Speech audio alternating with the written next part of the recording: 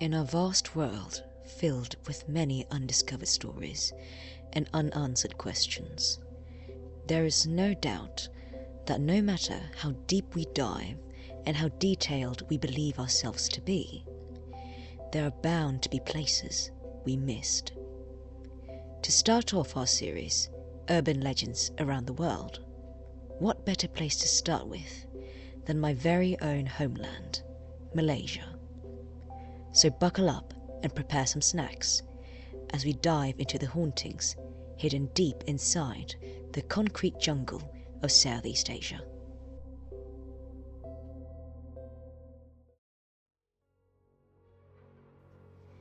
Number 1.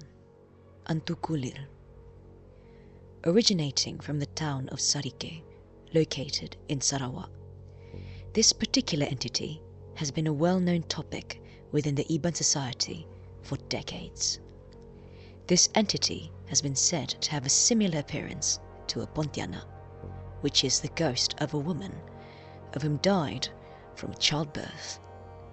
Antukulir also shares a similar origin, that is, the ghost of a woman who died during childbirth or pregnancy and becomes restless due to improper preparations after death. But there is a very distinct feature unique to Antukulir. Instead of the fluttery laughter most may link to the Pontianak, Antukulir tends to make the sounds of a clucking chicken, accompanied by the noise of feet dragging across the floor whenever it presents itself or makes itself known to humans. This entity is often said to appear in forests, orchards, or on riverbanks. Interestingly, it mainly targets men who habitually stay nights in forests or orchards, and those who are unlucky enough to be caught will have their testicles eaten by the Antukulir. Number 2. Antubuyu. This entity has been said to be a very strong and mortifying presence, known to have haunted the Iban society in such a way that the warnings regarding this entity will never be forgotten. Antubuyu often presents itself as animals such as a deer, crocodile, monkey, or snake. However, in certain cases, it may manifest itself as a very beautiful woman or a handsome man in order to seduce its victims. There are different types of Antubuyu. There are ones that go after boys and girls who have yet to hit puberty, and there are also ones that successfully seduce an individual who have yet to marry, to the point where the Antubuyu will be romantically involved with its victim, often through an engagement. The victim will then live in constant confusion and descend into turmoil, as they will begin to isolate and harm themselves unconsciously, ultimately leading to a long and painful process that will result in imminent death.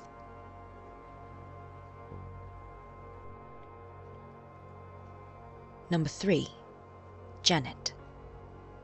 In the late 1960s, a woman of Tionghoa descent was kidnapped in Kuching, Sarawak. She worked as a nurse in Sarawak General Hospital and was said to be on her way home from work during night time when she was senselessly kidnapped. Curiously, in that same time frame, the Satok Bridge was in the process of being built. However, there have been several instances in which interrupted the construction of the bridge, leading the contractors to believe that there was a spirit guarding the land. In order to tackle this issue, a ritual must be performed. A virgin girl must be sacrificed in order to appease the spirit, wherein her decapitated head must be buried within the structure of the building. Suspiciously, when Janet's body was found not long after, her head was missing, leaving only her body behind. Janet's parents, who were devastated by their daughter's passing, had buried her in red-coloured clothes. In Chinese beliefs, those who are buried in red clothes will have their spirits return to earth in order to seek revenge. Soon after Janet's tragic passing, the people of Sarawak have experienced many incidents where the ghost of a woman wearing red clothes and red shoes while holding a red umbrella can be seen roaming around Kampung Kude and Kampung Bintagor, which is located in Sato. Some even claim that the ghost of Janet often hitchhikes the vehicles of unsuspecting citizens, asking to be taken to a certain area only to disappear and leave a foul stench when they arrive at their destination. Interestingly, many men have claimed to have taken the ghost of Janet to late-night showings at theatres because it was said that Janet liked to visit theatres to watch movies after work. The ghost of Janet was also said to have a tendency to board the local ferry, which makes nightly trips to cross the Sarawak River. But when the ferry arrives at the jetty, she will disappear into thin air, and the money she paid to board the ferry will turn into dried leaves or Chinese amulet papers often used during funerals. Due to this, the local ferry began to end its services at 10 p.m. sharp. The ghost of Janet is also said to roam the halls of Sarawak General Hospital, and many dare not to utter her name in fear of encountering this restless ghost in red.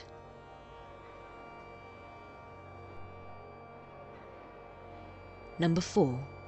The ghost of the curry puff vendor auntie, otherwise more famously known as Hantu Makcik Curry Puff, has been a tale popularized by college students since the 90s. One night during orientation week, the senior students wanted to pull a trick on one of the juniors, thinking it'd be funny. One of the seniors had told the junior to buy some curry puffs on the 3rd floor of Block D, saying that the curry puffs sold there were known to be delicious. However, this certain Block D actually didn't exist at all. It was part of the prank planned by the seniors. The unsuspecting junior then headed to the direction of this non-existent building, while all the seniors were giggling and chuckling to themselves. Not long after, the junior returned to the group of seniors, weirdly enough, with a bag filled with curry puffs in hand. The seniors began to feel uneasy and asked the junior where he had bought the curry puffs from.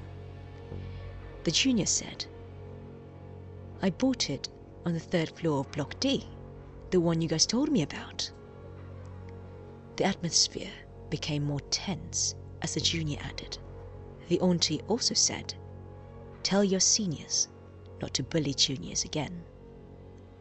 Each of the seniors' faces became pale as a shiver ran down their spines. As their heartbeats began to quicken, only one question remains. If Block D never existed, how did that junior even get there in the first place?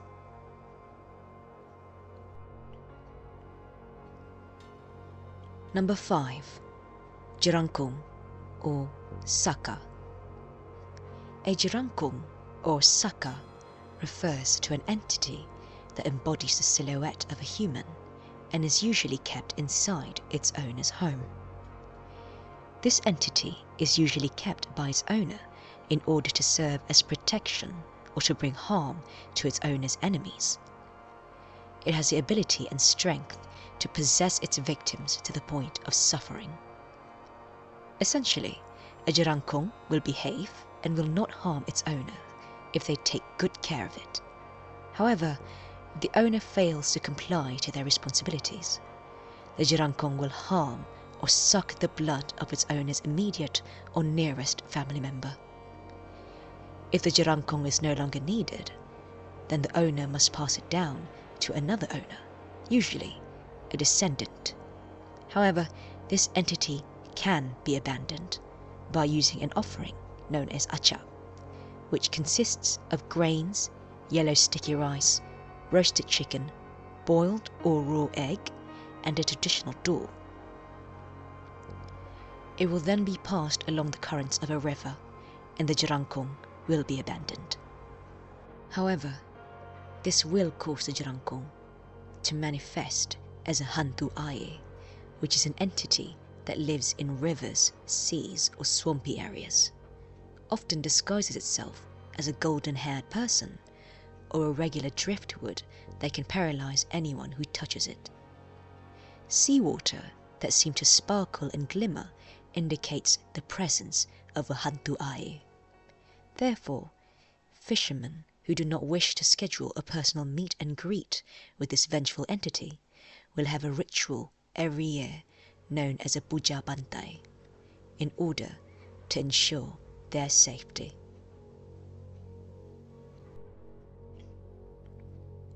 Number 6.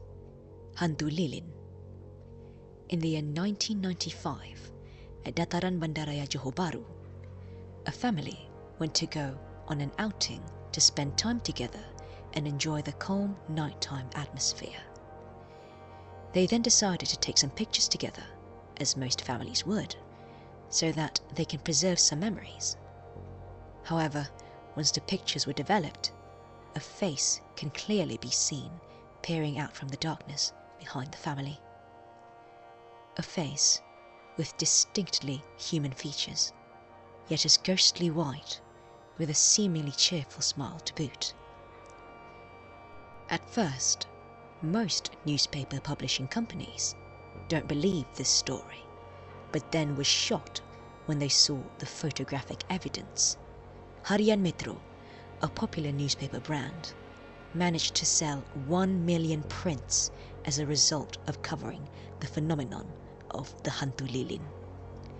After the incident, many people don't dare to set foot on Dataran Bandaraya Johor Bahru, leaving it empty most of the time due to fear of the Hantu Lilin.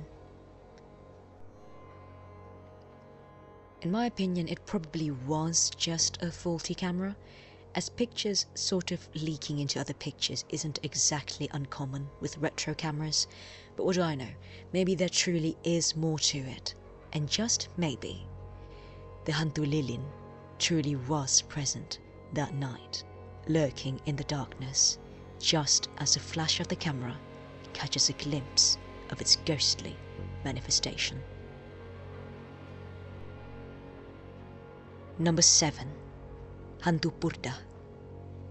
In the year 1997, West Malaysia was shaken by the story involving the Hantu Purda and the red kancil, or a red car.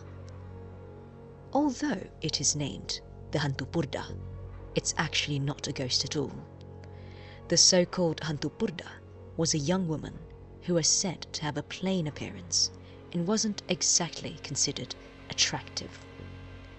One day, the woman decided to go and consult a witch doctor in order to change her appearance. The condition given to her by the witch doctor was that she cannot look into a mirror for 44 days. She agreed, consumed by desperation to become beautiful. Day by day, her face became the object of desire by every man in her university. She would often ask everyone if she was really that beautiful, and the answer would always be a resounding yes. She became so curious of her own beauty that she became impatient and defied the one condition that was asked of her to obey. When she looked in the mirror, she saw that her face had become grotesquely hideous, rotten.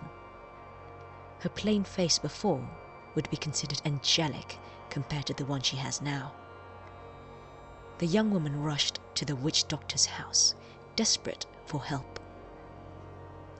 The witch doctor told her that if she wants her face to become beautiful again, then she must drink the blood of 44 unmarried virgin girls. According to the story, she used a pin or a needle to suck the blood of her victims. She disguised herself as a cloth seller and went house to house to see if any virgin girls were living in any of them. A real incident occurred in Kuantan, Pahang, in which this Hantu Purda pricked a pin into the body of an unsuspecting girl sleeping in her room, but was caught by the girl's mother. The hantu purda then fled the scene in her red car. The incident made the national news, both televised and printed, and became sensationalized back in '97. But now, the story of hantu purda is nearly forgotten, lost to time. Some believe that it was a tale made up to monger fear among young girls so that they wouldn't go out at night alone, while some claim that they have encountered the hantu purda face to face, laying their own two eyes on her cursed features. An anecdote frozen in time, one that we will never know the ending to, or whatever happened to the unfortunate young woman, who will always be remembered as hantu purda by those who know of her story.